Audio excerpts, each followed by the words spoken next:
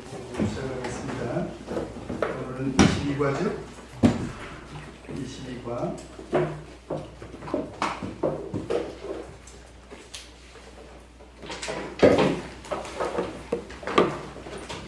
오늘 본문 말씀은 마가복음 11장 12절에서 14절 그리고 20절에서 25절까지 본문 말씀을 먼저 한 구절씩 나눠서 교독하겠습니다. 먼저 11장 12절 제가 먼저 읽겠습니다. 이튿날 저희가 베다니에서 나왔을 때에 예수께서 시장하시니라. 벌써 입자리는 나무와 바람을 보시고 그 나무에 무엇이 있을까 하여 가셨더니 가서 보신즉 그 위에 아무것도 없더라. 이는 무화과의 때가 아니라. 예수께서 나무에게 일러 가라사대 이제부터 영원토록 사람이 내게서 열매를 따먹지 못하리라 하시니 제자들이 이를 듣더라. 20절 저희가 지날 때에 무화과나무가 뿌리로 떠나 다른 것을 보고 베드로가 생각이 나서 여짜오되 납비여 보소서 저주하신 무화과나무가 나갔나이다. 예수께서 나타나 저희에게 이르시되 하나님을 믿으라. 내가 진실로 너희에게 이르노니 누구든지 산들어 들리어 바다에 던지우라 하며 그 말하는 것이 이룰 줄 믿고 마음에 의심치 않으면 그대로 되리라. 그러므로 내가 너희에게 말하노니 무엇이든지 기도하고 구하는 것은 받은 줄로 믿으라. 그리하면 너희에게 그대로 되리라. 다 같이 서서 기도할 때 아무에게나 경배할 것은 용서하라. 그리하여 하늘에 계신 너희 아버지도 너희 허물을 사하여 주시리라 하셨다. 오늘 이 시간에는 22과 하나님을 믿으라 는 말씀으로 같이 은혜를 받도록 하겠습니다. 오늘 본문의 제목이 뭐죠? 하나님을 믿으라. 예수님께서 이 말씀을 누구한테 하셨습니까? 안 믿는 사람들에게 했습니까? 제자들에게 했죠. 그러면 지금 제자들은 하나님을 안 믿고 있습니까? 하나님을 믿고 있습니까? 이미 하나님을 믿고 있죠? 그렇지 않나요? 이런 말은 언제 주로 우리가 하죠? 여러분 하나님을 믿으세요. 그러면 언제 해? 안 믿는 사람들 전도할 때, 그죠? 그래서 우리 사도행전 16장 31절 아주 유명하지요. 주 예수를 믿으라. 그리하면 너와 네 집이 구원을 얻으리라. 이런 말은 사실 안 믿는 사람들에게 적당한 말이죠. 근데 사실 예수님 제자들은 예수님 따르기 전부터 하나님을 믿었던 사람들이에요. 그렇지 않습니까? 그리고 원래 유대인이었잖아요. 원래부터 이 사람들은 하나님을 믿었던 사람들이고 예수님을 따라다니면서 어쩌면 지금 더 확실히 믿고 있는 사람들이죠. 자기들 스스로 생각할 때도 야, 우리가 예수님 믿기를 잘했다. 그래서 자기들이 그동안 믿었던 하나님에 대한 신앙에다가 예수님을 만나서 예수님을 따름으로 인해서 하나님을 더 잘 믿게 됐다. 그래서 지금 예수님 제자들 입장에서는 하나님을 믿게 된 것을, 그리고 예수님을 따라다니면서 하나님을 믿게 된 것을 굉장히 지금 다행스럽게 생각하고 어쩌면 자랑스럽게 생각하고 있을지도 모르겠는데, 오늘 예수님께서는 그런 제자들을 향해서 뭐라고 말씀을 하십니까? 하나님을 믿으라는 거예요. 이미 믿고 있는데 뭘 또 더 믿으라는 말인가? 오늘 이 믿으라는 말씀의 의미가 무엇인지 같이 한번 생각을 해보도록 하겠습니다. 먼저 그런데 오늘 이 사건은요, 오늘 예수님께서 여러분 잘 아시는 대로 무화과나무를 저주를 하신 그런 사건이죠. 그래서 이 무화과나무는 바로 식물입니다. 식물. 예수님께서 이적을 행하신 그 대상 중에 하나가 자연 만물이죠. 만물. 그런 만물을 대상으로 예수님께서 이적을 행하셨는데 오늘 몇 가지 면에서 좀 이 무화과 나무를 저주한 사건은 좀 특이한 점이 있습니다. 첫 번째 좀 특이한 점은 뭐냐면 이 식물을 상대로 해서 예수님께서 저주를 하셨다는 거예요. 베드로가 그런 얘기를 하죠. 베드로가 21절에 보니까 베드로가 생각이 나서 여짜오되 라비어 보소서 저주하신 무화과 나무가 만났나이다. 그러니까 도대체 이 만물, 식물이 무슨 죄가 있길래, 그죠? 식물이 죄가 있습니까? 없다고 볼 수도 없지만 있다고 보기도 어려워요. 그죠? 식물은 죄의 유무를 따질 수가 없어요, 사실. 그죠? 우리가 성경에 보면 사람이 죄가 있지 무슨 뭐 동물이나 뭐 식물이 죄가 있습니까? 그런데 특이하게도 오늘 무화과 나무를 예수님께서 이제 저주하셨다는 사실이죠. 사실 우리 국가에서 이미 공부를 했는데 국가에서 그 제자들이 배를 타고 가다가 풍랑이 일었을 때 제자들이 두려워하지 않습니까? 그래서 예수님께서 그 바람을 꾸짖죠. 그런 장면은 있습니다. 그런데 오늘 말씀은 완전히 저주를 해가지고 생명을 끊어버렸습니다. 사실 참 어떤 사람들이 생각할 때는 예수님 너무 까칠하다. 꼭 이렇게 식물에게까지 저주를 해가지고 이렇게 생명을 끊어버릴 일이 뭐가 있는가. 우스갯소리입니다만은 요즘은 뭐 동물 애호가들이 많잖아요. 식물 애호가들도 혹시 있습니까? 그러면 아마 이 자연 보호 운동에 저촉이 됐다고 해서 예수님을 고발하는지도 몰라요. 왜 죄가 없는 이 식물을 저주를 했냐는 말이죠. 우리가 한번 생각을 해보자는 것입니다. 그 다음에 두 번째로 이제 오늘 말씀 중에 등장을 할 텐데요. 오늘 말씀 가운데는 좀 난제가 등장을 하는 난제, 이것도 좀 해결을 해야 되는데 이를테면 가서 열매를 구했는데 그 본문 말씀 가운데 지금은 무화과의 나무의 때가 아니다, 이런 언급이 있어요. 그래서 그런 측면에서 오늘 이 말씀은 상당히 심각한 상황인데 좀 뭔가 해석에 좀 다툼의 여지가 있는 그런 난제가 들어있고요. 그 다음에 또 한 가지 우리가 생각할 것은 전체적인 스토리는 뭐냐면 무화과 나무를 저주한 것입니다. 그죠? 그럼 우리가 좋게 해석해서 난제가 있긴 하지만 열매가 중요하구나. 그죠? 열매가 있어야 되는구나. 우리가 이런 교훈을 받는 것이 맞죠. 그리고 오늘 이 무화과 나무 저주 사건은 열매 있는 그 신앙과 관계가 있습니다. 틀림없어요. 그런데 이 본문 후반부에 가보면 예수님께서 갑자기 뭐라고 얘기를 하시냐면 내가 진실로 하나님을 믿으라고 하시면서 내가 진실로 너희에게 이르노니 누구든지 산들어 들리어 바다에 던지우라 하며 그 말하는 것이 이룰 줄 어떻게 해요? 믿고. 갑자기 조금 논리적으로 이거 비약이라는 단어를 예수님께서 참 죄송합니다만 그렇다 이 말이에요. 표면적으로 보면 예수님께서 굉장히 비약적인 그 몇 가지 그 사실들을 언급하시는데 믿음이 있어야 된다는 거예요. 믿음이 있으면 이 산으로 들려서 저리로 옮기우라 하면 옮길 것이다. 그 다음에 믿음 얘기만 한 게 아니라 갑자기 또 기도 얘기도 하십니다. 기도 얘기. 그죠? 여기 뭐라고 나옵니까? 24절에 그러므로 내가 너희에게 말하노니 무엇이든지 기도하고 구하는 것은 받은 줄로 믿으라. 갑자기 기도가 나와요. 근데 또 그 얘기만 하신 것이 아니라 25절에 보면 서서 기도할 때에 아무에게나 혐의가 있거든 어떻게 하라는 거예요? 인제는 용서까지 나옵니다. 이걸 어떻게 이해할 거냐. 그죠? 이걸 어떻게 이해할 거냐. 그죠?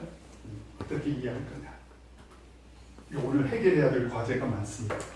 그래서 오늘 말씀에 이런 좀 특징이 있다는 걸 아시고 공부를 해가면 나중에 답을 얻으실 때 이런 상황들이 왜 벌어졌는지 조금씩 우리가 좀 이해할 수 있는 이제 그 상황이기도 합니다. 일단 표면적으로 볼 때 저런 난제도 있고 좀 비약적인 논리적인 비약도 있고 또 이해가 안 되는 왜 예수님께서 굳이 식물을 저주하셨을까? 바로 그런 부분에서 우리가 오늘 본문 말씀을 좀 중점을 두고 같이 공부를 하도록 하겠습니다. 자, 그러면은 1번 같이 한번 읽겠습니다. 시작. 예수께서 고난을 받으셨을 때 어떤 상태였나? 12절에 보니까 예수님께서 베다니에서 나오셨을 때 이제 시장길을 느끼셨습니다. 예수님이 세상에 오실 때 육신을 입고 오셨기 때문에, 그죠? 육신을 입고 오셨기 때문에 식사를 안 하시면 당연히 배가 고프시죠. 그죠? 근데 왜 배가 고프셨을까? 마태복음 21장 18절을 보면 같이 한번 빨리 찾아보도록 하겠습니다. 정행 구절인 마태복음 21장 18절을 보면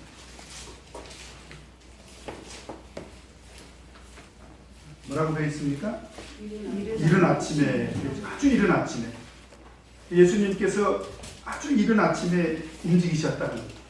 그래서 헬라어로 여기 이른 아침은 프로이라고 하는데요. 이것은 동틀 무렵, 아주 이른 새벽을 말하고 있습니다.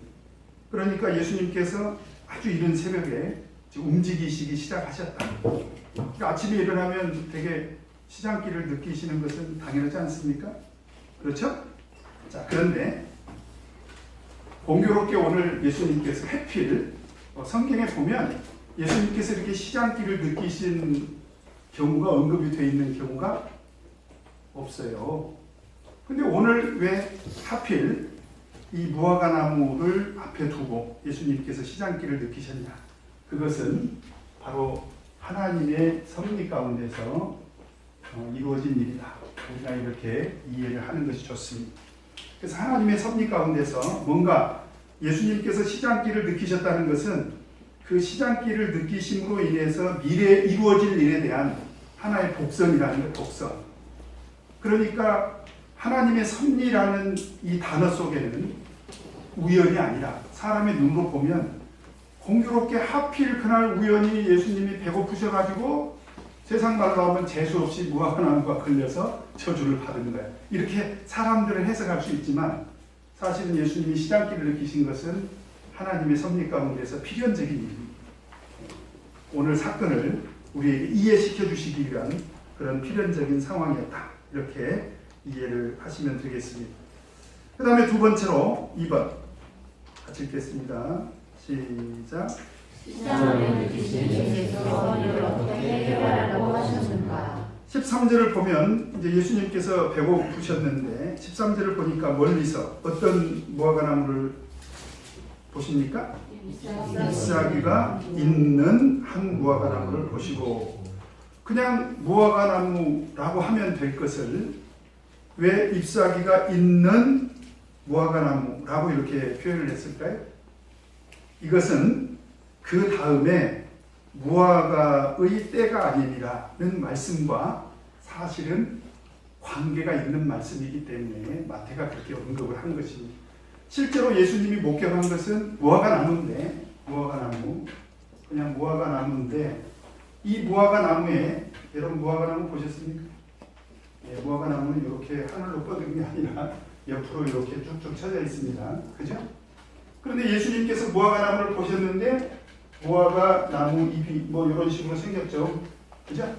예, 무화과 나무 잎이라는 거예요. 무화과 나무 잎이 있는 그런 무화과 나무를 보셨는데, 애석하게도 가서 보니까 열매가 있을까 해서 예수님께서 가서 보니까 열매가 하나도 없더라는 거예요. 예, 그 현상입니다. 현상. 가서 보니까 열매가 없었어. 없으니까 없었겠죠? 아니면 있는데 진일이가 가서 따먹어 버렸을까? 하여튼 가서 보니까 없었어요. 그리고 마가는 뭐라고 기록을 하냐면 그때는 때가 아니라는 거예요. 때가. 무화과의 때가 아니라는 것입니다. 그러면 이제 우리가 결과적으로 예수님께서 이 열매 없는 무화과 나무를 저주를 하셨지 않습니까? 그렇죠? 그러면 때가 아닌데 예수님께서 열매를 가서 구했고 이것은 때가 아니기 때문에 열매가 있을 턱이 없죠. 열매가 있을 턱이 없는데 열매가 있을 턱이 없는 시기에 예수님께서 열매를 구하셔가지고 열매가 없는 걸 보시고 저주하셨다. 이거 좀 어떻습니까? 예수님이 좀 너무 하셨다. 이렇게 비판할 소지가 충분히 있습니다. 그래서 이게 그런 측면에서 이게 난제라는 거죠. 자, 그런데 이미 제가 말씀드린 것처럼 잎사귀가 있는 이 표현이 뒤에 문제를 해결할 수 있는 키가 있다는 거예요. 그게 뭐냐? 여러분 무화과나무를 키워보셨어요? 무화과나무 키워보셨어요? 안 키워보셨어요? 앞으로 키워보시기 바랍니다. 이 무화과나무는요, 잎하고 열매가 같이 나옵니다. 잎하고 열매가 같이 나와요. 때로는 잎이 열매보다 뒤에 나오기도 해요. 때로는. 그러나 거의 동시에 나옵니다. 그러면 잎이 있다는 얘기는 틀림없이 뭐가 있다는 거예요? 열매가 있다. 그러면 시기적으로 봤을 때 지금 예수님께서 마가복음 11장의 그 시기를 보면 예수님께서 공생의 3년 차에 유월절을 앞두고 예루살렘으로 입성하는 과정이잖아요. 그 유월절을 앞두고 있는 시기라면 대략 몇 월입니까? 대략 오늘날로 치면 한 4월 정도 됩니다. 그러면 4월 달에 이런 상황이라면 원래 이 무화과는 대개 5월에서 6월 정도에, 정확하게 말하면 한 6월 정도에 열매가 익어요. 그리고 이 열매가 익고 그래가지고 대략 10월까지 이렇게 열매를 거둔다고 합니다. 제가 서천에 부임해가지고 서천교회, 장안교회를 이렇게 보고 있을 때 서천교회 무화과 나무가 있었어요. 그래서 제가 이제 갈 때마다 이 무화과 나무 열매가 저를 반겨주시더라고요. 그래서 제가 계속 따먹었습니다. 갈 때마다 있어요. 그래서 내가 가서 이제 다 따먹었어. 그러면 이제 다 없어졌지 않습니까? 근데 또 몇 주 후에 가서 보면 또 많이 열려 있어요. 그래서 또 제가 따먹죠. 물론 저 혼자 먹지 않았습니다. 우리 사모도 주고 했는데. 그래서 계속, 그래서 6월부터 시작해서 10월까지 거둬주는데, 그럼 4월이면 열매가 있을까요, 없을까요? 여러분, 감은 언제 익어요? 감은 언제 익어요? 가을에. 한 10월? 좀 10월? 9월이나 10월 정도부터 빨갛빨갛해지죠. 그럼 감 열매는 언제부터 열리기 시작해요?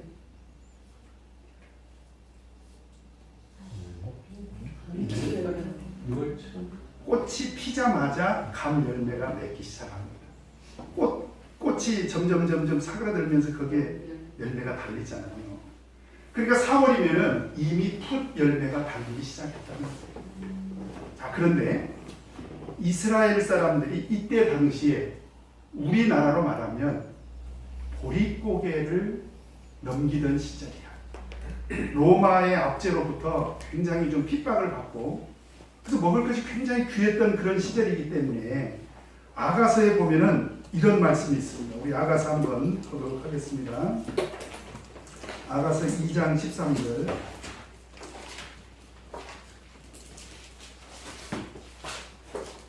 아가서 2장 13절.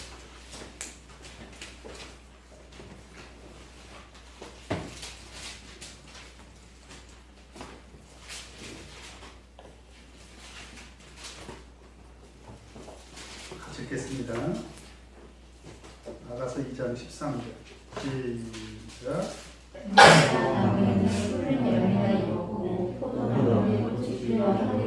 자, 여기서 보니까 푸른 열매가 어떻게 됐다는 거예요? 익었다. 여기서 푸른 열매가 뭐냐면 히브리어로 파드라고 합니다. 파드. 여기서 보니까 제가 이런 말 하면 이해할 만한 분이 우리 연순자매 정도밖에 없네요. 옛날 시골에서 감이 열리기 시작하면 비가 한 번 오거나 바람이 불면 어떤 현상이 생기죠? 감나무에서 어떤 현상이 생기죠? 감이 열리기 시작했을 때 떨어지죠. 그럼 떨어지면 어떻게 했습니까? 싹 버렸습니까? 어떻게 했어요? 주워가지고 어떻게 항아리에다 넣어서 그죠? 울거 먹었다고 그러잖아요. 그게 바로 파도입니다. 파도.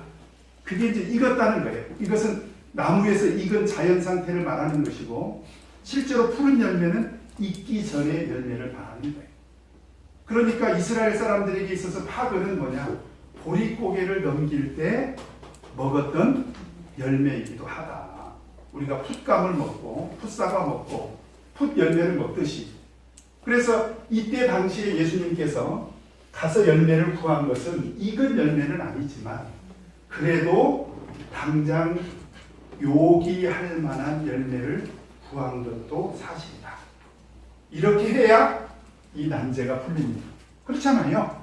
왜냐하면 예수님께서 무화과의 때가 아닌데 그걸 억지로 가가지고 열매를 구해가지고 무화과 나무에서 열매가 없는 걸 보시고 저주했다? 이것은 이제 이치에 맞지 않지 않습니까? 어쨌든 오늘 무화과 나무에 열매가 있냐 없냐 그게 사실은 중요한 게 아니고 오늘 왜 예수님께서 굳이 이 식물을 저주했냐 그게 이제 더 중요한 거거든요. 그 말씀 조금 이따가 드리기로 하고 일단 무화과의 때가 아닌데 그 때가 아님에도 불구하고 예수님께서 열매를 구하신 것은 여러 가지 정황으로 봤을 때 이것은 타당한 일이기도 했다. 이렇게 이해를 하시면 되겠습니다. 자, 이해하셨죠? 네. 뭐 안 돼도 할 수 없고요. 자, 그 정도로 설명을 하고 넘어가도록 하겠습니다. 자, 그 다음에 3번 같이 읽겠습니다. 시작. 입만 무성하고 열매 없는 무화과를 예수께서는 어떻게 하셨나요? 자, 14절 보니까 이제 가서 보니까 열매가 없는 거예요. 그러니까 갑자기 예수님께서 굉장히 엄하게 꾸짖으면서 뭐라고 했습니까? 이제부터 영원토록 사람이 내게서 열매를 따먹지 못하리라. 이 식물을 향해서 아까 베드로가 얘기했던 것처럼 저주를 하셔버린 거예요. 이 식물을 향해서 예수님께서 저주를 했습니다. 그럼 일단 표면적으로 볼 때 예수님께서 시장기를 느끼셔서 열매를 따먹기 위해서 가셨죠. 그런데 그 시장기를 해결할 수 없는 상태를 보시고 화가 나서 저주를 하신 겁니다. 맞죠? 그죠? 근데 우리가 믿고 있는 예수님은 그럴 턱이 없는 분이야. 아니 왜냐하면 가서 열매가 없으면 그러면 다른 음식으로 요기를 하시면 되시지. 왜 굳이 무화과 나무를 저주해가지고 이런 일을 벌리시냐 말이죠. 이건 제가 봤을 때 이해가 안 되고요. 그렇게만 우리가 이해하기는 곤란하고 여기에는 예수님의 숨은 의도가 있다는 거예요. 어떤 숨은 의도가 있냐? 여기는 영적인 의미가 있다는 거예요. 이걸 우리가 찾아야 돼요. 영적인 의미가 어떤 의미가 있느냐? 지금 두 가지 사실을 우리가 알아야 되는데 하나는 뭐냐면 이 나무가 어떤 나무였다는 것입니까? 어떤 나무? 이 나무가 어떤 나무? 무화과 나무였다. 무화과 나무. 아까 제가 하나님의 섭리를 얘기했습니다. 이 나무를 만난 것은 필연적인 거죠. 무화과 나무였다. 그 다음에 두 번째로 예수님이 여기서 구한 것은 뭐였습니까? 열매를 구했다는 것. 영적인 의미를 우리가 찾아야 된다는 거죠. 오늘 전체적인 스토리를 보면 틀림없습니다. 그래서 예수님께서 왜 무화과 나무에서 열매를 구했냐. 그때 당시에 유대에는 이스라엘에는 3대 과일이 있었습니다. 3대 과일. 3대 과일. 이게 뭐죠? 첫 번째. 무화과. 그죠? 무화과. 그 다음에 두 번째. 포도. 그 다음에 세 번째. 감람. 감람 열매가 바로 감람나무죠. 그렇게 해서 3대 과일이 팔레스타인의 대표적인 과일이었습니다. 무화과, 포도, 감람나무. 그죠? 그런데 성경을 보면 뭐 이거 성경이 너무 많아가지고 여러분들이 집에 가서 그냥 이렇게 읽다 보면 다 걸려요. 전부 이 3대 과일은 성경에 뭘로 상징을 하고 있느냐? 전부 이스라엘을 상징하고 있습니다. 대표적인 구절만 빨리 한번 찾아봅시다. 일단 무화과를 보면 호세아 9장 10절 같이 한번 찾아보겠습니다. 호세아 9장 10절.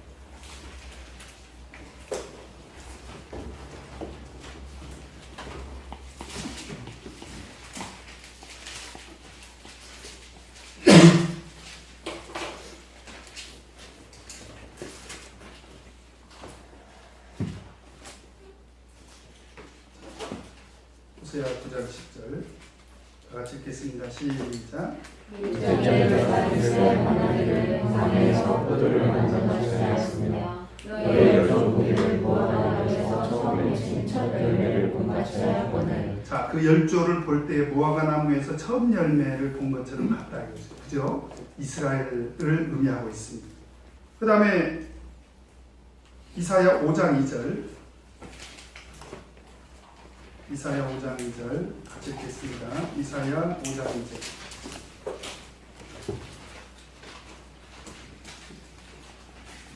이사야 5장 2절 같이 읽겠습니다. 시작. 땅을 타서 돌을 제하고 백성 포도나무를 심었었도다. 그 중에 막대를 세웠고 나는 실트를 탔었도다. 지금 극상품 포도나무를 심었는데 뭘 맺었다는 거예요? 들포도. 바로 이것은 이스라엘에 하나님께서 이스라엘에게 큰 은혜와 축복을 주셔서 극상품 포도나무 하나님께서 그들을 선민으로 택하셨는데 그들이 들포도가 되어버렸다는 거예요. 그들의 신앙의 상태를 지금 이야기하고 있는 것입니다. 그 다음에 세 번째로 감람나무는요. 로마서 11장 17절에 보면 로마서 11장 17절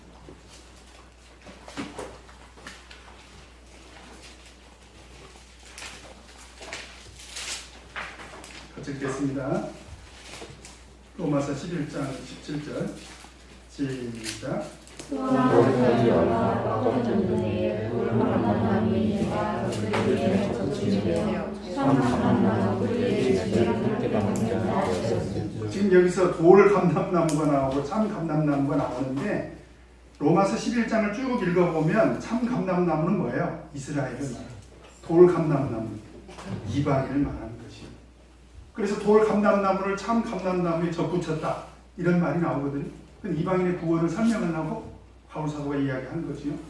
그래서 성경을 보면 이 무화과나 포도나 감람나무는 전부 다 이스라엘을 의미합니다. 자, 그렇다면 오늘 이 무화과는 누구를 상징한다? 이스라엘을 상징한다. 근데 가서 보니까 열매가 없었어요. 열매가 없다. 그건 무슨 얘기입니까? 바로 이스라엘이라면 공교롭게 그날 무화과 나무가 걸린 거야. 그죠? 만약에 포도나무를 만났을지라도 그러셨을 거예요. 그 다음에 감람나무를 만났을지라도 아마 틀림없이 그러셨을 것이. 왜? 예수님의 의도는 무화과 나무를 저주하는 것이 아니라 사실 이스라엘을 염두에 두고 오늘 예수님께서 열매 없는 그들의 신앙에 대해서 어떻게 경고하시려고 한 거죠. 어떤 경고예요? 저주하겠다는 거예요. 열매가 없다면 하나님께서 심판하시겠다. 그런 얘기입니다. 그래서 우리가 성경을 보면 이 열매 맺는 신앙생활이 왜 중요하냐. 이 열매 맺는 신앙생활이 성경을 보면 굉장히 중요합니다. 그래서 우리가 몇 가지로 좀 정리를 해본다면 왜 열매 맺는 신앙생활이 중요하냐. 첫 번째로 하나님께서 반드시 열매로 심판하신다는 거예요. 하나님의 심판이 있습니다. 오늘 또 당연히 예수님께서 주시는 메시지는 뭐냐면 열매 없으면 심판하겠다. 저주를 받았지 않습니까? 저주 받았잖아요. 그죠? 열매가 없으니까 저주 받았지 않습니까?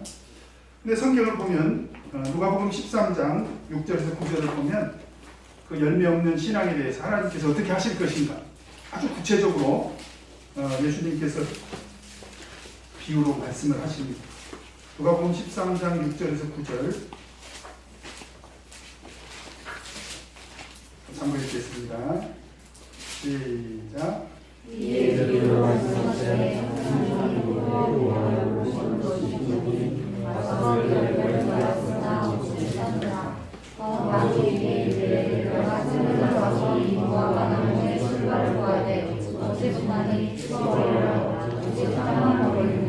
대답하여 내 주인이여 근전에 모르게로 주소서. 내가 두룩하고 거리는 주이니 이후에 많이 시가가 열려니와 그렇지 않으면 썩어버리소서 하였다. 예수님이 비유로 하신 말씀이에요. 그런데 그 비유의 핵심이 뭐냐? 열매가 없으면 어떻게 하겠다는 것입니까? 찍어버리겠다. 하나님의 심판을 말하고 있습니다. 그 다음에 두 번째로 열매는 우리 신앙 성장의 증거가 됩니다. 우리 신앙의 목표 중에 하나가 우리 신앙이 성장하는 거지 않습니까? 그죠? 아이가 세상에 태어나면 어떻게 돼요? 성장하잖아요. 우리가 에베소서에 보면은 우리 믿음이 어디까지 자라야 된다고 그랬어요? 예수 그리스도의 장성한 분량에까지 우리가 자라야 되는데, 그죠? 거기까지 자라려면, 예수님의 장성한 분량에까지 자라려면 우리가 모든 면에서 성장해야 되잖아요. 우리 기도라든지 뭐 말씀 신앙이라든지 예배 참석이라든지 헌신이라든지 봉사라든지 뭐 전도라든지 모든 면에서 우리 믿음이 성장해야 되는데, 그 믿음 성장의 증거가 뭐냐? 열매라는 거예요. 그래서 마태복음 13장 23절에 보면 뭐 여러분 너무 잘 아시죠? 네. 좋은 땅에 뿌렸다는 것은 말씀을 듣고 깨닫는 자, 혹 결실하여 100배, 60배, 30배 열매를 거둔다고 했지 않습니까? 그래서 바로 신앙 성장의 증거가 되고 골로새서 1장 6절을 한번 찾아보도록 하겠습니다. 자, 골로새서 1장 6절.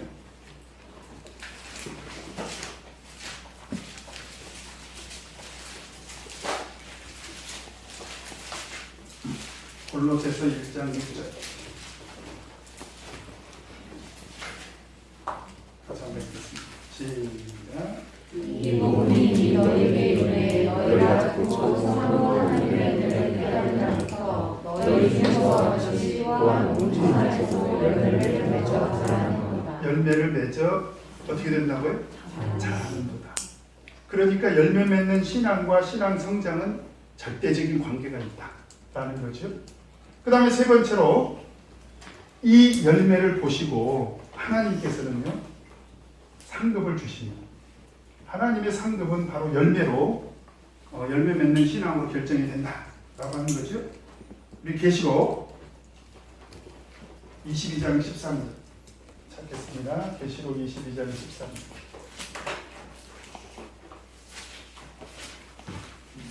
계시록 22장 13절 찾겠습니다. 계시록 22장 13절 시작.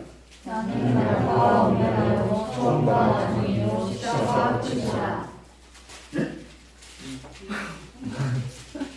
22장 12절 시작. 보라 내가 속히 오리니 내가 줄 상이 내게 있어 각 사람에게 그의 일한 대로 갚아주리라. 자, 이렇게 틀리기도 해야죠. 그래요? 자, 거기서 보면 상을 주는데 뭘 기준으로 해서 주신다는 거예요? 각 사람의 일한 대로. 그게 뭐예요? 열매죠, 열매. 우리 신앙의 열매를 말하는 거죠. 그래서 각 사람이 열매를 맺는 대로 하나님께서 상을 주신다. 그런 거고요. 그 다음에 어떤 사람은 그런 얘기를 해요. 자기는 뭐 하늘나라 가는 것만 해도 감지덕지다. 하늘나라 가는 것만 해도 감지덕지기 때문에 그냥 신앙생활을 교회에서 조용히 하겠다. 나서지도 않고 그냥 예배만 드리고 가고. 그럼 이제 그런 사람들은 고린도전서 3장을 보면 마치 신앙의 집을 예수 그리스도의 터 위에 세우기는 세웠는데, 그 진리의 터 위에 세우기는 세웠는데 집을 지을 때 뭘로 지은 거라고 표현하고 있습니까? 금이나 은이나 보석으로 짓는 게 아니라 나무나 풀이나 짚으로 집을 짓는 것이 된다. 그래서 그런 사람들의 집은 이제 불로 태우면 어떻게 된다는 거예요? 홀랑 다 타버리고. 그런데 바울 사도는 그래도 구원의 희망은 줬어요. 어떻게? 구원을 받는다는 거예요. 그런데 어떻게 구원을 받는다고 이야기하고 있습니까? 네, 불 가운데서. 여러분 불 가운데서 구원받는 사람들은 어떻게 될까요? 그냥 저는 그냥 말 그대로 한번 생각을 해봤습니다.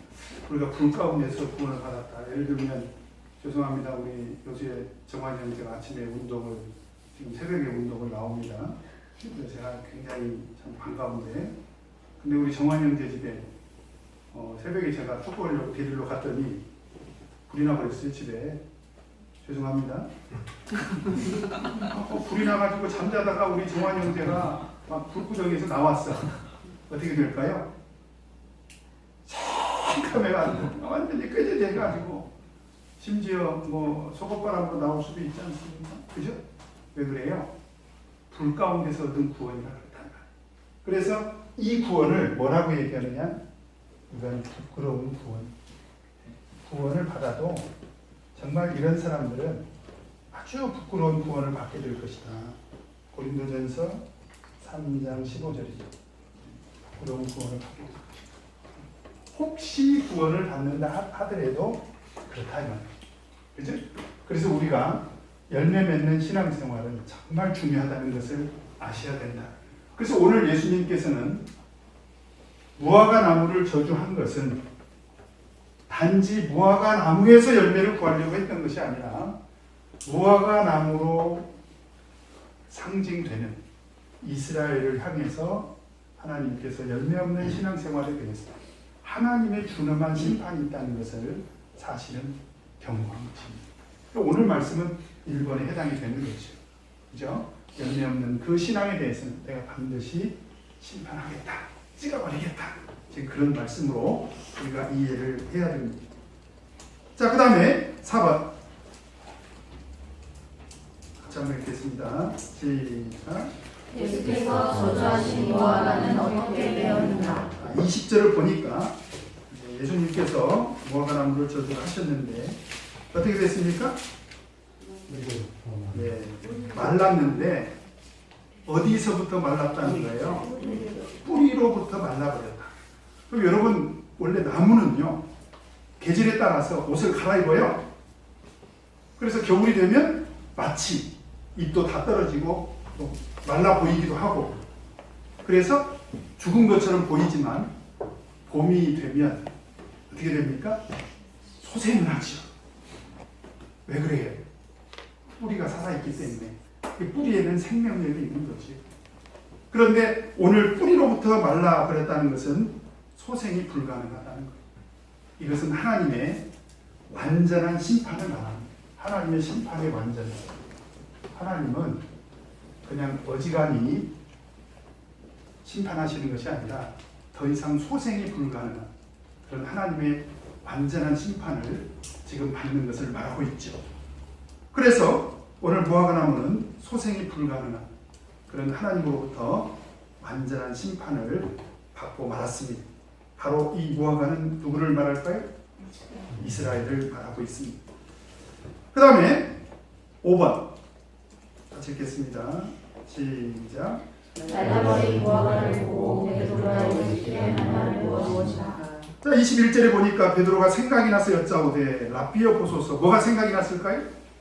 예수님께서 저주했던 것이 생각이 났겠죠. 그래서 생각이 나서 여짜오되 라삐어 보소서. 저주하신 무화과 나무가 말랐나이다. 이거 사실이잖아요. 당연한 얘기죠. 근데 왜 당연한 얘기를 왜 했을까요? 자, 우리가 병행 구절인 마태복음 21장을 보면 21장 20절을 보면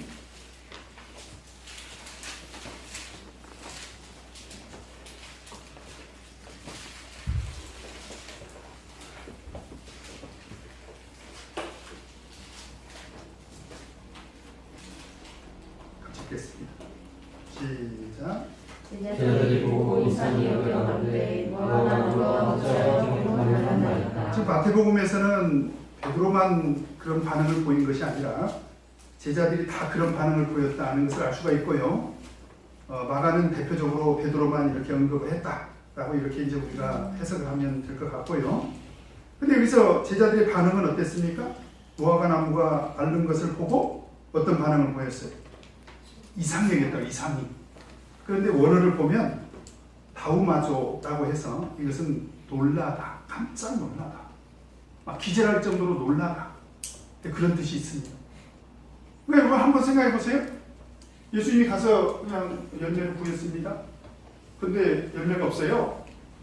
그러니까 예수님께서 그 무화과나무를 보고 저주를 하지 않았겠습니까? 저주를 했어요. 아마 그때까지는 제자들이 보고 아따 우리 예수님 되게 배가 고팠는가 보다. 어? 그리고 배가 고프셔가지고 예수님께서 조금 신경이 예민해지셨네. 요즘 같은 말로 아이고 우리 목사님이 좀 까칠해지셨어. 그쵸? 그런 줄로만 알았는데 막상 무화과나무가 마른 것을 보고 깜짝 놀란 거예요. 어떻게? 막 기절할 정도로 너무 놀란 거예요. 그래서 놀라서 하는 말입니다. 놀라서 와 진짜네. 무화과나무가 말라버렸네. 무화과나무가 죽어버렸네. 지금 이제 그 얘기입니다. 자 그렇다면 여기서 우리가 하나 생각할 것은 베드로나 이 제자들이 예수님께서 무화과나무를 저주한 근본 의도를 이해를 하고 한 소리일까요? 모르고 한 소리일까요? 예, 모르고 했다고 봐야 되겠죠. 그죠? 그러니까 지금 예수님의 제자들의 현재 상태는 그냥 현상만 보고 깜짝 놀라기만 했지 실질적으로 예수님께서 왜 무화과나무를 저주해가지고 이렇게 마르게 됐는지 막 그 근본 의도는 예수님 제자들이 제대로 파악을 못했을 것이다 라고 이렇게 우리가 판단을 할 수가 있습니다. 자, 그래서 이제 지금부터 굉장히 좀 중요한 내용인데요. 자, 우리 6번 같이 한번 읽겠습니다. 시작. 말라버린 무화과나무를 통하여 예수께서 제자들에게 어떤 교훈을 주셨는가. 자, 그래서 이제 예수님께서 그런 제자들의 반응을 보고 하신 말씀입니다. 지금 제자들은 이런 예수님의 의도에 대해서 이런 영적인 의미에 대해서 제자들의 상태는 아주 무지한 상태에 있죠. 무지한 상태에 있기 때문에 이런 영적 의미를 전혀 깨닫지 못하고 있기 때문에 그래서 이제 예수님께서 지금 이제 보충 설명을 하신 것입니다. 보충 설명. 무화과나무를 저주한 의도는 우리가 그 사실을 통해서 깨달을 수가 있고요. 그런데 그 사실에 대해서 제자들이 전혀 무지한 상태에 있으니까 이런 영적 의미를 제대로 깨닫지 못하고 있으니까 예수님께서 이제 보충 설명을 하셨다라고 볼 수가 있는데요. 갑자기 예수님께서 뭐라고 말씀하십니까? 22절 뭐라고 말씀하십니까? 하나님을 믿어. 제자들에게 예수님께서 하신 말씀입니다. 자, 이거 지우겠습니다.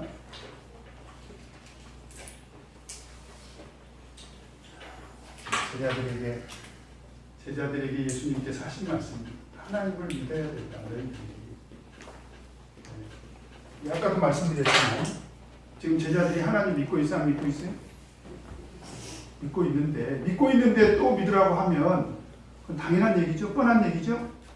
그런데 사실은 예수님께서 하나님을 안 믿고 있으니까 믿으라는 뜻으로 말씀하신 건 아니잖아요. 그러니까 오늘 예수님께서 하나님을 믿으라고 하신 데는 예수님의 깊은 의도가 있다는 것을 우리가 알 수가 있는데요. 그 다음 내용을 공부를 해보도록 하겠습니다. 하나님을 믿으라고 하면서 23절에 뭐라고 얘기하십니까? 같이 한번 읽겠습니다. 시작. 내가 진실로 너희에게 이르노니 누구든지 산자와 길어 바다에 던지오라 하며 그 말하는 것이 이를 줄 믿고 마음에 의심치 아니하면 복되고 되리라. 자, 오늘 예수님께서 23절에 하나님을 믿으라고 하면서 내가 진실로 너희에게 이르노니 누구든지 이 산들어 들려 바다에 던지오라 하며 그 말하는 것이 이룰 줄 알고 마음에 의심치 아니하면 그대로 되리라. 자, 여러분 이게 산입니다. 이 산을 어떻게 해요? 바다에 던지오라. 이렇게 내가 말하는 것을 믿고 그렇게 하면 어떻게 된다는 거예요? 그대로 된다는 거예요. 뭔가 표면적으로 보면 예수님께서 굉장히 좀 마술적인 그런 말씀을 하신 것처럼 이렇게 느껴지는데 이것은 1차적으로 예수님께서 무화과나무를 저주하셨잖아요. 그리고 그대로 말랐지 않습니까? 그 현상을 설명한 말이에요. 내가 무화과나무를 믿고 저주했지 않냐? 그럼 그대로 되는 거다. 이제 그 얘기입니다. 근데 사실 그 이야기를 하려고 오늘 예수님께서 어떤 말씀을 하셨습니까? 하나님을 믿으라는 거예요. 사실은 예수님께서 23절에 있는 이 말씀은 현상을 설명한 것이기도 하지만 사실은 믿음의 참된 의미를 설명하려고 꺼낸 말이에요. 그래서 23절에 보니까 이룰 줄 뭐라고 해요? 믿고 그랬습니다. 믿고 믿음을 얘기한 거예요. 믿어야 된다는 거예요. 믿고. 그런데 조건이 있죠? 그냥 믿는 것이 아니라 어떻게 믿어야 된다는 것입니까? 네, 의심하지 않아야 됩니다. 의심하지 않아야 됩니다. 그러니까 우리가 하나님을 믿는데 잘 들으시기 바랍니다. 하나님을 믿어야 돼요. 근데 하나님을 믿는데 반드시 의심하지 않고 믿어야 된다는 거예요. 그러면 어떻게 된다는 거예요? 그대로 된다는 것입니다. 하나님께서 응답해 주시겠다. 그 믿음을 지금 설명하려고 하신 거죠. 그래서 이런 믿음을 우리가 일컬어서 뭐라고 얘기하느냐? 이 믿음은 절대 믿음이라고 합니다. 절대 믿음. 절대 믿음. 예를 들면 우리가 어떤 인간관계도 좋은 경우에 우리 재훈 형제님 그 자매님과 굉장히 관계가 좋죠. 근데 뭘 몰라서 그러는데 지난주에 나한테 와가지고 재훈 형제의 흉을 그냥 한바가지 보더라고. 재훈 형제 집에서 뭐 살림도 안 좋아지고 뭐 청소도 안 하고. 그러면 원래 그래요. 그게 아니고 그럴 리가 없다. 그걸 보고 절대 믿음이라. 의심하지 않아요. 이 신앙은 그럴 리가 그런 얘기를 들으면 그럴 리가 없다는 거예요. 그러니까 그런 하나님을 믿을 때 그런 믿음으로 믿으라는 것이요. 오늘 그 예를 그러니까 무화과 나무를 저주해서 마른 것을 보고 이 산들어 들려서 저리로 옮기우리라 하고 믿으면 그대로 될 것이다. 근데 의심하지 않으면 그대로 된다는 거예요. 그것은 사실은 현상을 설명하기 위해서 꺼낸 말이라기보다는 믿음의 개념을 설명하기 위해서 하신 말이라는 것입니다. 자, 이해가 되시죠? 그 다음에 7번 같이 한번 읽겠습니다. 시작. 그런데 24절에 보니까 또 갑자기 예수님께서 어떤 얘기를 꺼내십니까? 기도를 꺼내십니다. 그러면서 24절에 그러므로 내가 너희에게 말하노니 무엇이든지 어떻게 해요? 기도하고 구하는 것은 받은 줄로 믿으라는 거예요. 그래서 갑자기 기도를 꺼냅니다. 기도를 꺼내는데 잘 보세요. 예수님께서 아주 오늘 논리적으로 이 비약을 하시는데 어떤 식으로 전개를 해나가는지를 잘 보시면 돼요. 예수님께서 지금 어떤 것이든지 기도하라는 거예요. 기도하라. 그런데 어떤 것이든지 기도하는데 그 기도에는 반드시 뭐가 있어야 된다는 거예요. 기도할 때 받은 줄로 믿으라는 거예요. 아까 그 믿음은 뭐라고 했습니까? 절대 믿음이죠. 절대 믿음. 그 기도할 때 그런 절대 믿음을 가지고 구하면 어떻게 된다는 거예요? 응답받는다는 것이죠. 역시 이것도 같은 결과를 놓고 믿음을 얘기하고 있는 거예요. 맞죠? 그렇지 않습니까? 맞죠? 우리가 기도할 때 그대로 믿고 구하라는 거예요. 그러면 하나님께서 응답해 주신다. 그런 얘기입니다. 그 다음에 8번 같이 읽겠습니다. 시작. 그런데 어떤 사람들은 나는 정말 내 기도가 응답받을 줄 정말로 믿고 기도를 했는데 응답이 없다. 그런 사람도 있을 수 있잖냐 이 말이죠. 그래서 예수님께서 하시는 말씀이 뭐냐? 기도를 하기는 그런 믿음을 가지고 기도를 하기는 하는데, 그렇죠? 너희들이 기도할 때 혹시 어떻게 해요? 용서했는지 생각해보라는 거예요. 용서했는지 생각해봐라. 그래야 어떻게 해주겠다는 거예요? 응답해 주겠다. 전부 결과는 똑같습니다. 하나님께서 다 응답해 주시겠다는 거예요. 그죠? 그러니까 사실 우리가 하나님을 믿는다는 것은 하나님으로부터 응답을 확신하는 거 아니냐 이 말이죠. 내가 하나님께 구하면, 하나님을 믿으면 하나님으로부터 은혜 받고 하나님으로부터 축복 받고 하나님 앞에 기도하면 하나님께서 기도 들어주시고, 그렇지 않습니까? 그런 확신이지 않냐 이 말이죠. 우리가 하나님을 믿는다는 것은 그런 응답의 확신을 갖고 하나님을 믿는 건데, 지금 내가 믿고 있는 믿음은 의심하지 않는 절대 믿음을 갖고 있냐. 그 얘기입니다. 절대 믿음을 갖고 있냐. 그리고 내가 기도한다고 할 때 그런 절대 믿음을 가지고 구하고 있냐. 근데 응답이 없다고 했을 때, 그렇게까지 내가 기도를 했다고 생각을 했는데 혹시 응답이 없었다면 생각해 보라는 거예요. 네가 혹시 용서하지 않는 그런 사람이 있는지 생각해 보라는 거예요. 여러분 마태복음 18장 35절에 보면 어떤 말씀이 있습니까? 한번 찾아보십시오. 마태복음 18장 35절.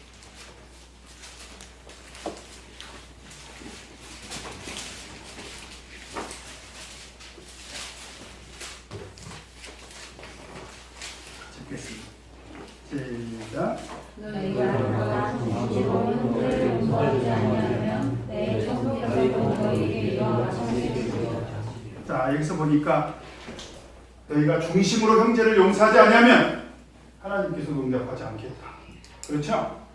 그래서 하나님으로부터 오는 응답에 두 가지 장애물이 있는데, 하나가 뭐예요? 의심하는 것이. 또 하나가 뭡니까? 용서하지 않는 것입니다.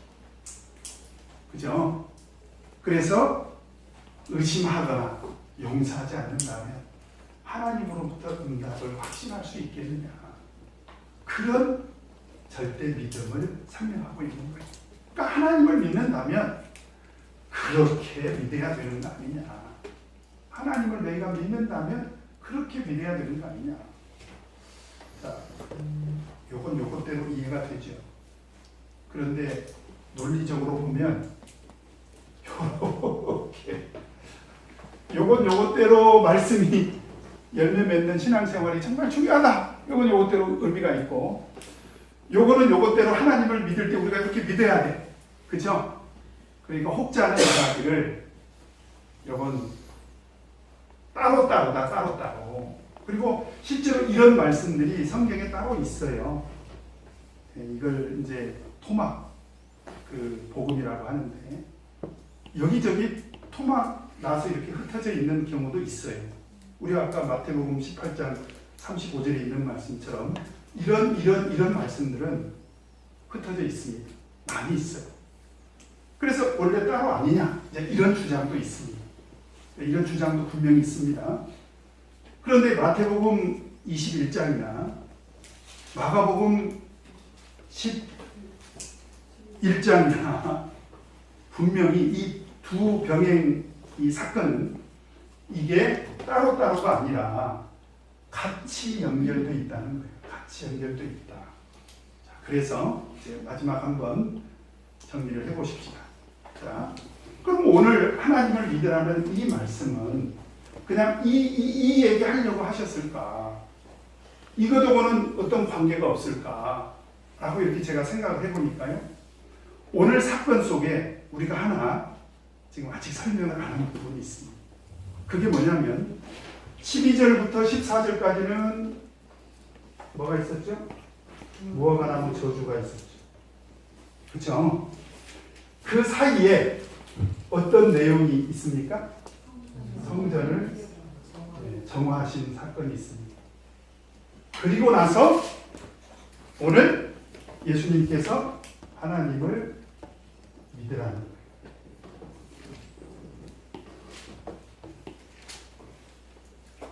자, 그렇다면 오늘 예수님께서 전체적으로 하나님을 믿으라고 할 때 잘 보십시다.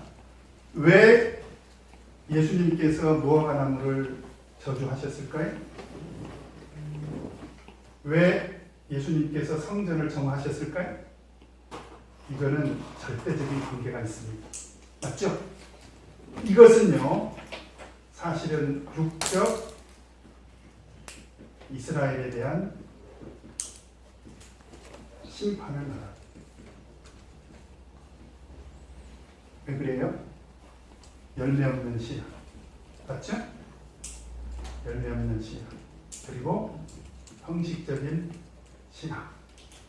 그런 신앙으로는 구원을 받는다, 못 받는다? 받는다, 못 받는다? 못 받는다. 그래서 오늘 하나님을 믿으라는 말씀은 육적 이스라엘에 대한 심판임과 동시에 하나님을 믿으라는 말씀은 누구에게 했습니까? 육적 이스라엘을 향해서 했어요? 누구를 향해서 했습니까? 누구를 향해서 했어요? 제자들. 제자들은 누구예요?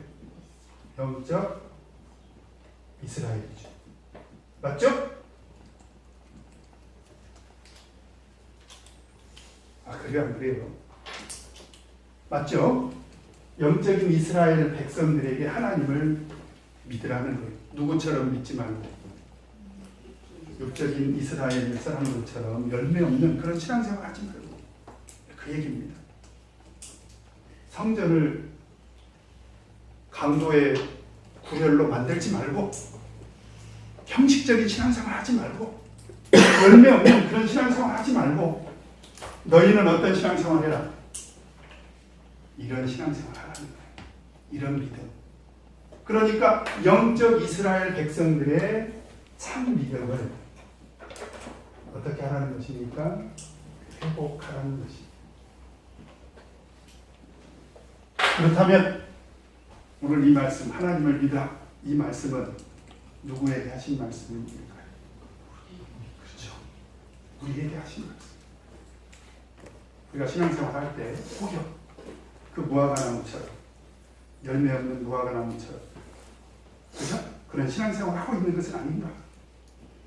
그리고 육적 이스라엘 백성들처럼 그 성전을 지금 더럽히고 있는 것은 아닌가? 생각해보라는 거예요. 그리고 우리가 하나님을 믿을 때 의심하지 말고, 기도에 믿음을 더해서 기도할 때 용서하는 그런 참된 믿음을 회복해야 되는 거 아니냐? 바로 그것이 하나님을 믿는 것이다. 오늘 이 말씀을 예수님께서 하신 것입니다. 그래서 저는 이 두 개의 말씀은 따로가 아니라 사실은 같은 말씀이다. 우리에게 영적 이스라엘 백성으로서 참된 믿음을 회복하라는 거죠. 오늘 오신 분들은 이 말씀을 참 듣기를 잘했죠. 그러면 오늘 하나님을 믿으라는 이 말씀은 우리가 믿고 있잖아요. 그런데 또 그런 말씀을 하셨다면 어떤 뜻일까요? 네, 제대로 믿으라는 거예요. 참 믿음을 회복하는 것입니다. 오늘 들은 말씀 꼭 기억하면서 여기 계시는 분들은 꼭 참된 믿음을 회복하시길 바랍니다. 자, 내 삶에 적용하기로 넘어가 보십시오. 45쪽 1번 같이 한번 읽겠습니다. 시작. 예수께서는 이만 정하고 열매 없는 무화과 나무를 저주하셨습니다. 이는 형식과 지식에만 치우쳐 실제로 성령의 열매를 맺지 못한 신앙인에 대한 예수님의 심판을 보이고 있는 것입니다. 나는 이만 무성한 무화과 나무처럼 형식과 지식에만 치우치는 신앙인으로 저주하지 않습니까? 어떻게 하면 성령의 열매를 풍성하게 맺을 수 있을까요? 제가 이제 이렇게 하면서 경험한 일인데요. 제가 어느 교회를 이제 부임을 했더니 부원파, 우리 성락교회와는 조금 갈래가 다른 침례교, 그 침례교 부원파에서 이제 넘어온 자매가 있는데 시험에 들어가지고 교회를 안 나오고 있더라고요. 그래서 이제 전화를 했죠. 그랬더니 이제 원인이 있어요. 시험에 든 원인이 있어요. 그게 뭐냐? 참예수 교회가 참 진리가 있고 참 성령이 있다고 해서 갔더니 성령 받은 사람이나 안 받는 자기 같은 사람이나 별반 차이가 없더라는 거예요. 그래도 거기서 조금 더 나가가지고 뭐라고까지 얘기하냐면 성령 안 받은 나보다도 못하더라는 거예요. 그래서 이게 무슨 얘기일까? 뭘 보고 그랬을까? 그랬더니 이런 얘기를 해요. 안식일에 모이니까 세속적인 얘기만 하더라는 거예요. 뭐 어떻게 하면 돈을 많이 벌고 뭐 어떻게 하면 뭐 애들 성적이 오르고 뭐 어떻게 하면 얼굴이 이뻐지고 어떻게 하면 옷을 싸게 사고 어디 가면은 뭐 음식을 맛있게 먹고 뭐 민주당이 어쩌니 뭐 새누리당이 어쩌니 맨날 정치 얘기만 하고 무슨 성령 받은 사람들이 그러냐. 그러면서 성령의 열매를 얘기해야 성령은 사랑과 희락과 화평과 자비와 양성과 뭐 충성, 온유, 절제 이런 성령의 열매를 맺어야 되는데 성령 받은 사람들 맞냐 이거야. 그러니 나는 그런 교회에 참 성령이 있다고 참 진리가 있다고 믿어지지가 않는다는 거예요. 제가 그 얘기를 들으니까 참 제가 확실하게 그냥 부정을 했었어야 되는데 그 얘기 들을 때 제가 참 마음이 아프더라고요. 그래서 공연히 이제 제가 그 자매에게 이런 얘기를 좀 했어요. 공연. 왜냐하면 이 자매로 돌아오게 해야 되니까. 그래서 내가 보니까 자매는 지금 교회를 오실 때 사람을 보고 왔냐, 성경을 보고 왔냐, 하나님 말씀대로 이 교회가 정말 하나님 말씀대로 이 교회가 바른 진리를 소유하고 참 성령이 내리고 있는 교회인지 봤냐. 내가 보니까 자매님은 오만하다. 성경을 짓밟고 있는 거다. 막 이렇게 제가 좀 얘기했어요. 그랬더니 그 얘기를 듣고 회개하고 돌아오더라고요. 그래서 이제 나중에 성령을 받았는데 제가 왜 그런 얘기를 하냐면 지금 여기서 보니까 성령의 열매가 없으면 그런 판단을 우리가 받기도 하더라는 거예요. 제가 왜 이런 얘기를 하냐면 지금 우리 윤지 자매가 왔습니다. 윤지 자매가 볼 거예요. 우리 에스더의 자매들이 모이면 무슨 얘기를 하는지 일주일 동안 성령의 열매를 맺는 얘기를 하는지 보실지 몰라요. 그래서 우리가 우리 신앙을 한번 돌아보자는 거예요. 이런 기회에. 그죠? 그래서 우리는 성령의 열매를 맺는 것에 좀 관심을 가져야 됩니다. 자, 그 다음에 두 번째로 2번 같이 한번 읽겠습니다. 시작. 예수께서는 그 많은 것이 이룰 줄 믿고 마음을 의심치 아니하며 그대로 되리라고 말씀하셨습니다. 무엇이 조금도 의심치 않으며 오직 믿음으로 또한 땅같이 영역을 기도의 결을 경험하신 것입니다. 나는 때로 하나님께 기도할 때 의심을 받았습니다. 나는 지금 오직 믿음으로 기도하여 응답받는 능력의 기도 생활을 하고 있습니다. 그래서 사실 우리가 기도할 때요 하나님 앞에 계속 달라고만 하실 것이 아니라 하나님과의 신뢰 관계를 쌓는 게 훨씬 더 중요합니다. 주장님 누구에게인가 부탁할 때 들어줄지도 안 들어줄지도 모르는 사람을 찾아가요? 확실히 들어줄 만한 사람을 찾아가요? 확실히. 그렇죠. 그게 바로 믿음이거든요. 우리가 하나님 앞에 구할 때는요 그런 믿음을 갖고 구해야지 내가 구해도 안 들어주실란가 그런 의심을 하면 그건 응답을 받을 수가 없다. 그렇죠. 그래서 저는 제 기도를 하나 소개한다면 저는 기도의 첫 시작을 천지 만물을 창조하신 하나님의 섭리 예수 그리스도의 십자가의 구속의 은혜로 우리를 구속하신 그 하나님의 섭리에 대해서 기도 중에 오랫동안 저는 묵상을 합니다. 그러면 하나님과 나와의 관계가 굉장히 신뢰 관계가 형성이 돼요. 그래서 로마서 8장을 보면 바울 사도가 하나님과 나와의 그 사랑을 어느 누구도 끊을 수 없다고 이야기하지 않습니까? 그래서 그런 신뢰 관계를 먼저 갖고 그리고 기도를 하라는 거죠. 바로 그런 기도 생활을 우리가 해야 된다는 것입니다. 그 다음에 3번 같이 읽겠습니다. 시작. 예수께서는 서서 기도할 때 유죄 잘못이 생각나거든 즉시 혹시 용서하려고 하십니다. 이웃을 용서하여 화목을 추구하는 것은 나받는 인도의 소임을 강조하신 것입니다. 나는 먼저 이웃의 잘못을 용서하고 하나님께 나의 잘못에 대한 용서를 구하겠습니까? 혹시 이웃에 대한 미움과 분노로 인하여 용서하지 못하는 이웃을 바라보고 있지 않습니까? 성경이 가르쳐주는 중요한 쉽이 두 개가 있는데 하나는 뭐냐면 오십입니다. 하나님을 예배할 때 의심하지 않고 하나님을 예배하는 것이고, 또 하나의 쉽이 뭐냐면 펠로우십이죠. 펠로우십. 두 개의 대가 있습니다. 그죠? 그래서 우리 믿음에는요, 하나님을 향한 절대 신앙, 의심하지 않는, 그 다음에 우리가 기도할 때 우리 형제에 대해서 내가 진정으로 화목을 이루고 있는가, 펠로우십. 그죠? 이 두 가지가 동시에 추구될 때 우리 믿음을 완전한 믿음이다, 이렇게 말할 수가 있습니다. 그리고 어떤 사람은 그렇게 신앙생활을 해요. 나는 하나님만 보고 신앙생활을 하겠다. 근데 이런 사람들은 우리 형제 자매에 대해서 상처가 있는 사람들이야.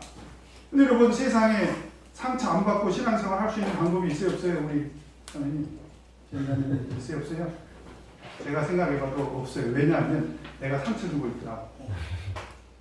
제가 보면 신앙생활하면서 제가 신도들을 상처를 많이 줘요. 그러니까 내가 상처 주면서 신앙생활하는데 상처 안 받고 신앙생활할 수 있는 방법이 없지 않습니까?